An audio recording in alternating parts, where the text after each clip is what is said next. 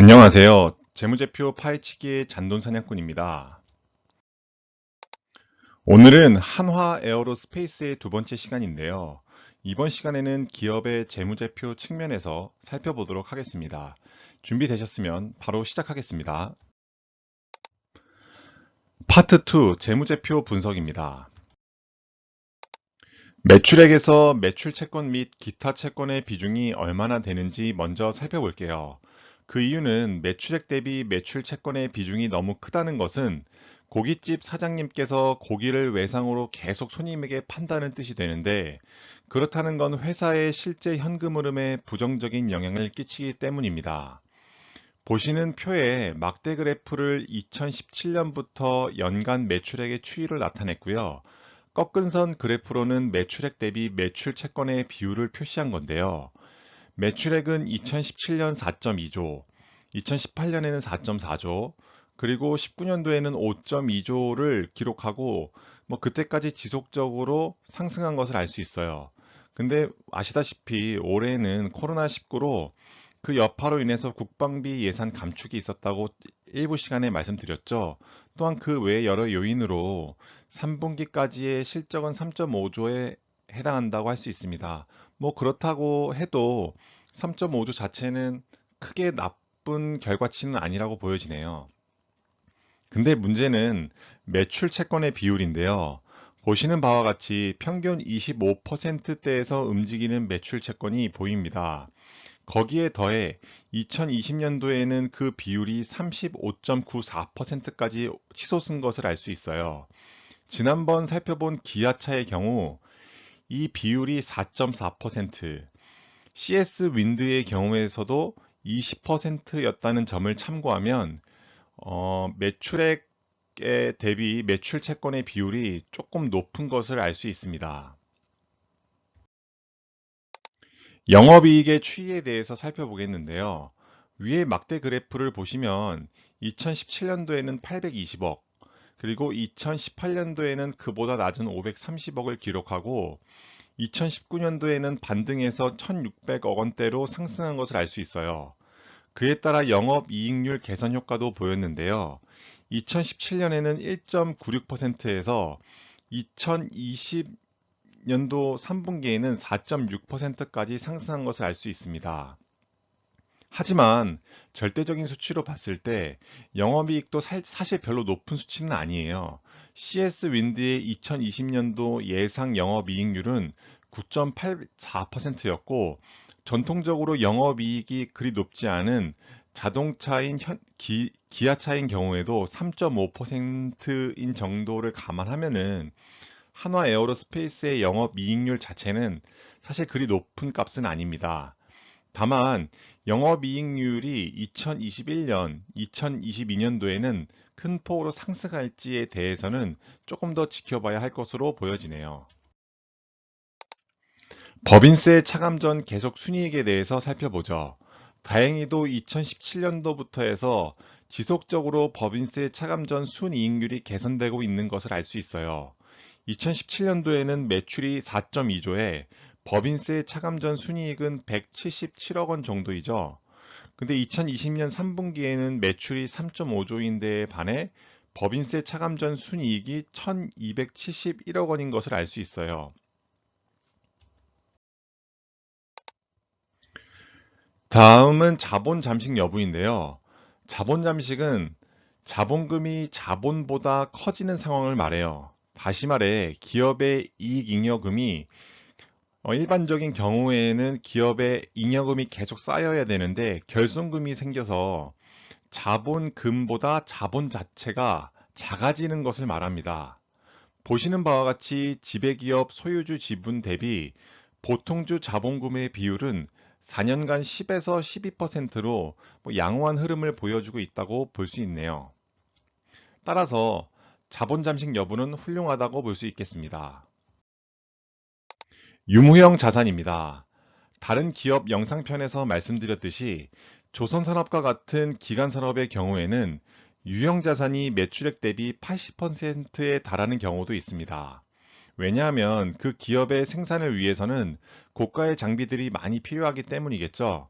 그렇다면 방위산업과 항공엔진, 그리고 시큐리티 CCTV를 영위하는 한화 에어로스페이스의 유형 자산은 매출액 대비 몇 퍼센트를 차지할까요?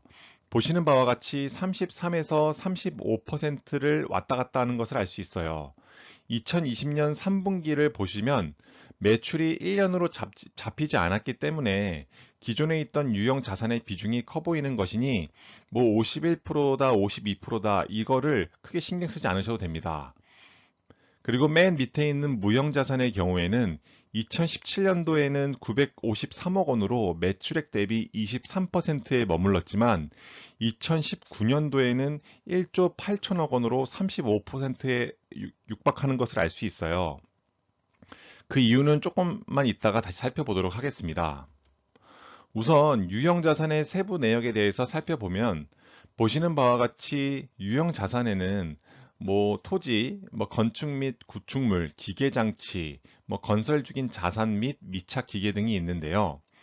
유형 자산의 비중을 확인하는 이유는 토지를 제외한 모든 유형 자산은 감가상각을 하기 때문입니다.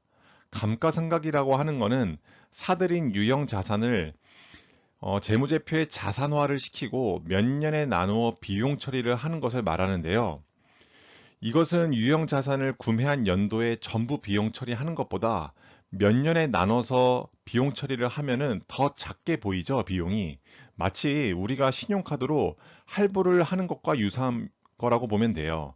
카드값을 할부로 해서 나누어 지불하면은 다달이 우리가 카드 회사에 납부하는 금액은 작아 보이죠. 뭐 그런 것과 비슷한 효과입니다.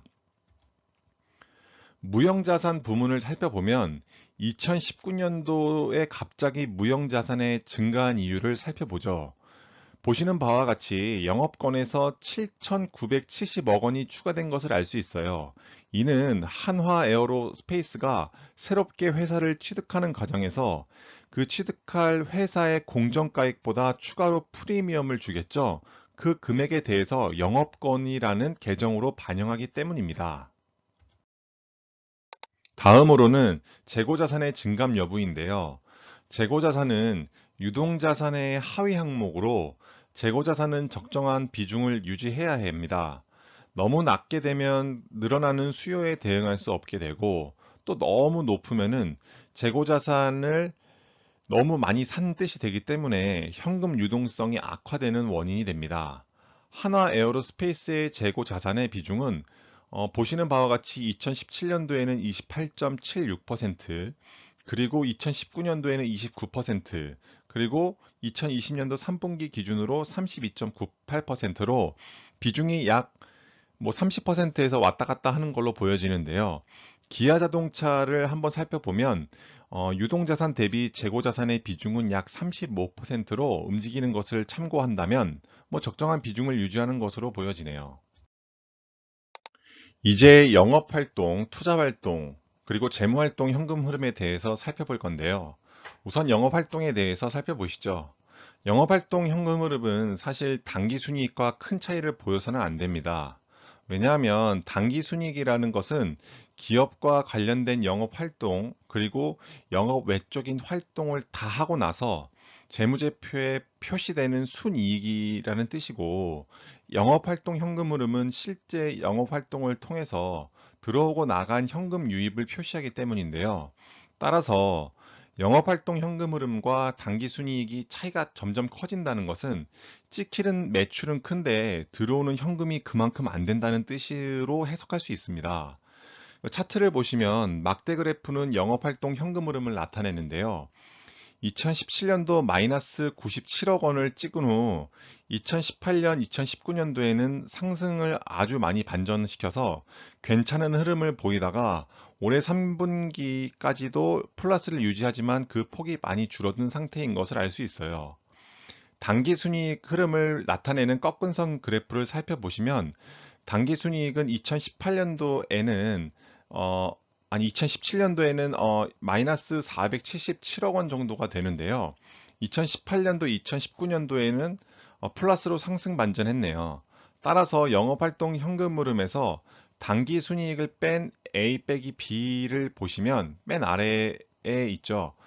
그 차이가 균일하지는 않지만 그래도 영업활동 현금 흐름과 단기 순이익이 같은 방향으로 간다는 것은 그래도 다행스러운 점이라고 보여집니다. 투자활동, 재무활동의 4년치 현금 흐름에 대해서 살펴보겠는데요. 투자활동, 재무활동 모두 마이너스를 띠는 것이 기업이 열심히 투자를 하고 돈을 갚아가는 모습이라고 여러 번 말씀드렸습니다.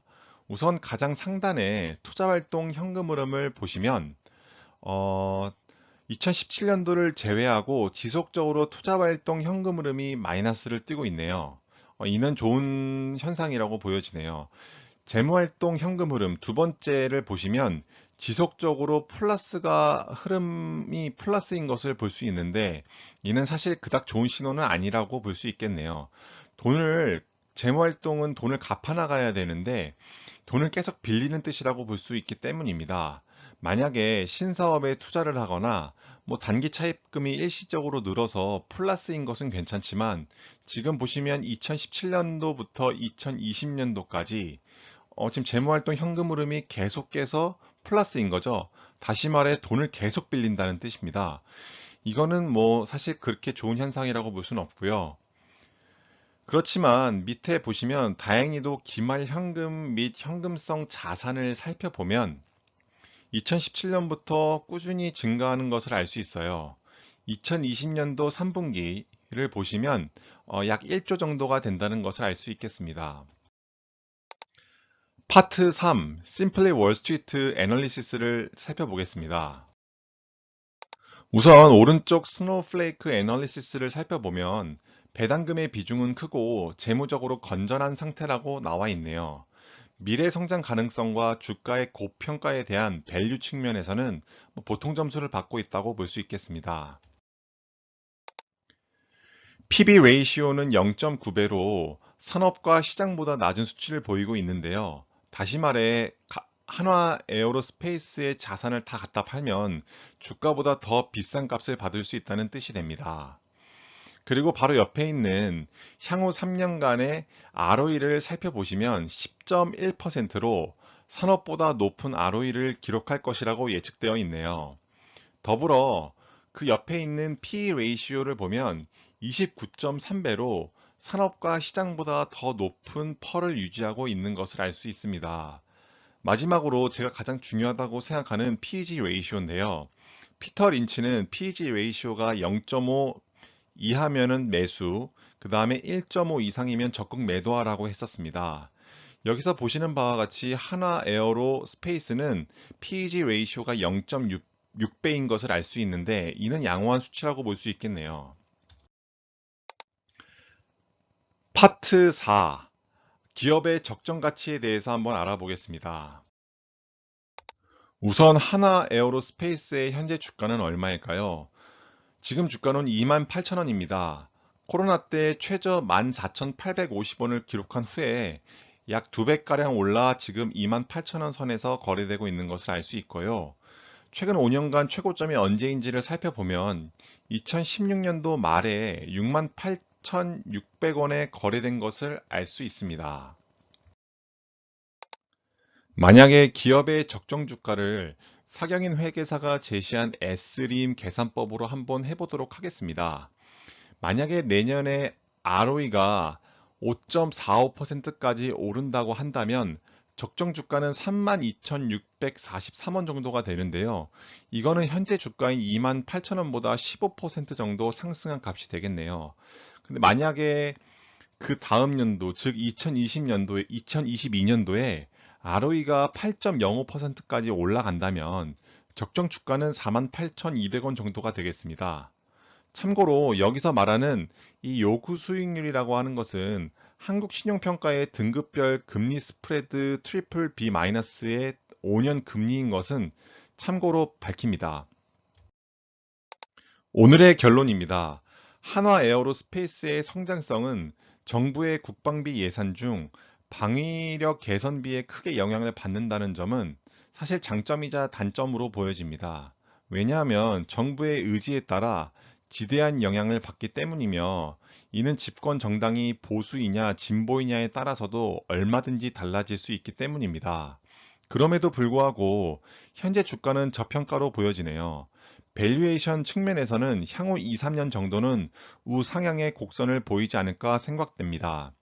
마지막으로 감사 보고서는 누누이 강조하지만 지속적으로 확인하셔야 합니다. 매출의 폭발적인 성장을 예상하기보다는 영업이익률의 개선을 눈여겨볼 기업이라고 보여지는데요. 왜냐하면 국방비의 예산은 단기간에 급속도로 증액시키거나 감액시키지는 않기 때문입니다. 더불어 코로나19 극복과 여행객 수요 증가가 이루어진다면 하나 에어로스페이스의 항공 엔진 분야도 함께 회복할 수 있을 것이라 판단됩니다. 지금까지 저의 영상을 봐주셔서 감사드리며 영상이 조금이라도 도움이 되셨다면 구독과 좋아요 그리고 댓글 부탁드리겠습니다. 감사합니다.